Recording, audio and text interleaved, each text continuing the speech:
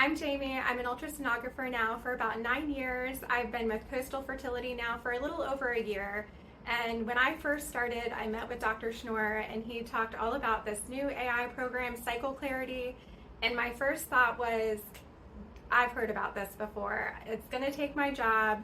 We heard about it in the hospital. I see it across the Facebook groups. And my experience is the exact opposite of that. It's a great program. It helps us, the sonographer, but it also helps the patient. It takes about 2 to 3 minutes per scan. It's accurate. It's like having a little assistant with you, which everybody enjoys.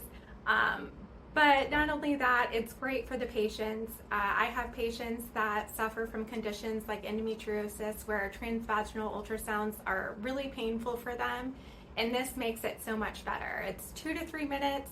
They can handle it, not a lot of manipulation from the probe, and it just makes their experience so much better.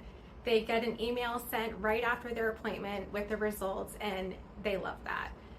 And as a sonographer, I think it's wonderful. It's not replacing our job, and I honestly couldn't imagine my job without it.